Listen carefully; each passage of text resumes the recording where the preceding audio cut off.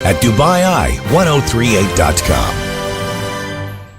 Yesterday morning, we were talking about Saudi Arabia, who are going to start issuing tourist visas from the September the 27th. You can get them online, basically. People from 50 countries be able to travel into Saudi for tourism. And we've been wondering how that's going to go, actually. And do you remember yesterday I was saying I was going to try to take my other half. She's very resistant at the moment, so I'm going to have a bit of a selling job there to break her down to come with me. Yesterday we heard this story and were wondering, well, who's going to go? How's it going to work? So I'm going to try and go in. Somebody who does go in regularly is Dan Qayyum, the commercial director at the MediaVantage, who've opened an office in Riyadh recently to drive their Saudi efforts. Good morning to you. Morning. Thanks for coming in. Look, I know you're working with some of the tourist boards in the kingdom, because there's several of them, not just one.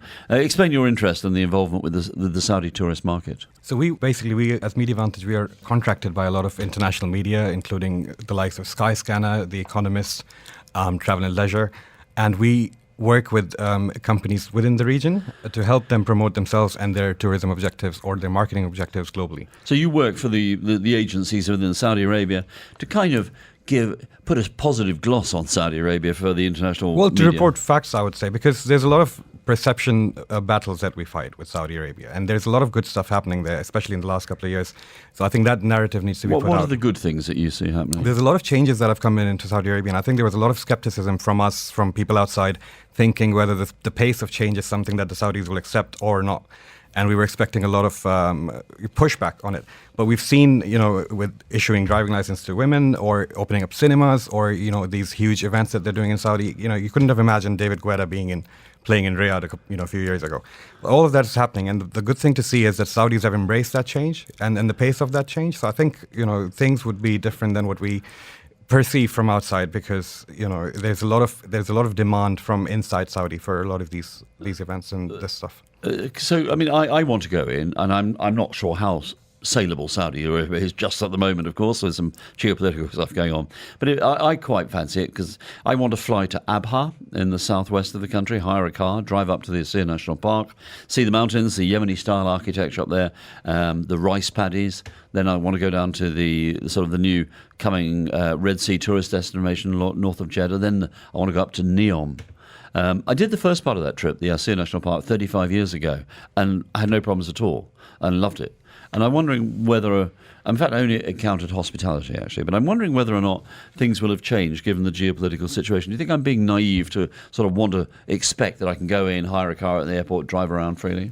I think it should be easier now. And, this is my experience going into Saudi on a weekly or a monthly basis. I think Saudi's opened up a lot more. And, with the world being interconnected as it is, with Saudis, a record number of Saudis traveling outside, they are more tuned to the rest of the world, and they're more welcoming now, and as I'm sure they were in the past. But it's just because actually next week is Saudi National Day, isn't it? 23rd of September, and we're expecting a 4-day holiday this year, and we're expecting an influx of Saudi cars onto Dubai's roads. Actually, that's one of the biggest reasons that's driven this whole tourism push. Because look, I grew up in Saudi, and there never used to be a lot to do in Saudi. So all of these, again, the numbers we look at, we have about nearly 2 million a year Saudis coming into Dubai. And most of them are, if you look at the numbers, most of them are actually families who come for entertainment, for shopping, for the attractions, to visit the Louvre or Dubai Parks and Resorts. All of that stuff needs to be built. And, when they come here, they see how a country can actually do all of that while preserving or even strengthening its national identity. And that's something that they wonder, why couldn't we do it internally? And there's a lot of tourism dollar that needs to be, that's being spent outside in the region, which could actually be spent in Saudi as well. Because there are a lot of things happening in Saudi Arabia, and it has changed an awful lot. But not one of the last times when I was in Jeddah, I got arrested for taking photographs of buildings. Right. Just to use a camera.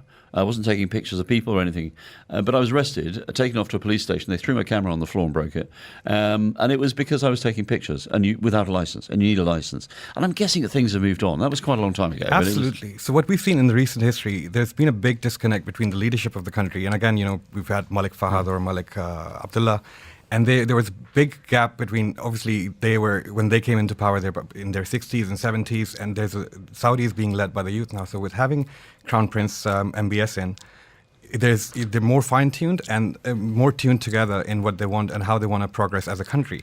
So when you sit down with these agencies within Saudi Arabia and they say to you, look, go out and conquer the world, show Saudi to the world, what sort of things are they wanting to project? Is it the natural beauty? Is it the sort of There's the a lot of culture? natural beauty. There's a lot of, obviously, there's a lot of work that needs to go in, and that will take, it's all part of the Vision 2030, and they plan to have a lot of these sites will be ready in 2023 or onwards.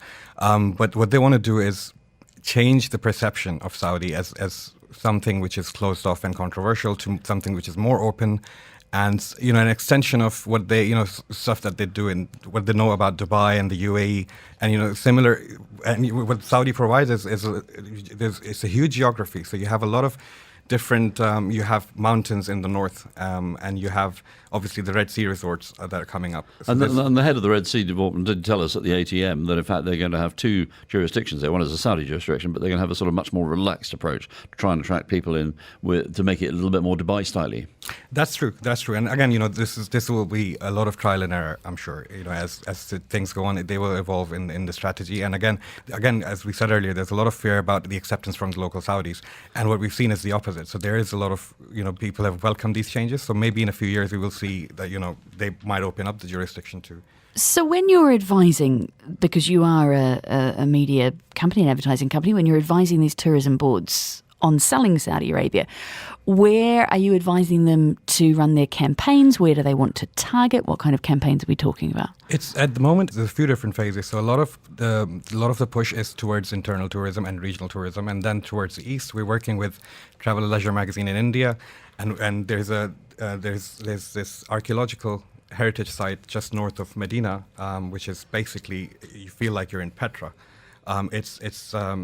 We're working with them to bring influencers in from India and have cover shoots for the magazines and basically drive tourism to that. But again, infrastructure needs to be built very quick because currently there's no airport near it. You have to fly into Medina and or drive 300 kilometers to it.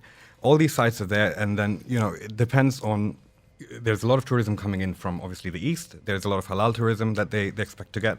And some of the adventure sites that they're building, especially around the Red Sea, that's where I think this will be promoted a lot towards the Western tourists, backpackers, adventure seekers, thrill seekers and stuff. Well, thank you so much for coming in to talk about Saudi Arabia and the work that you're doing there to try and sell Saudi Arabia around the world. Dan Qayyum, the Commercial Director of the MediaVantage, thank you so much and good luck with your Saudi venture. Thanks for having me. Cheers.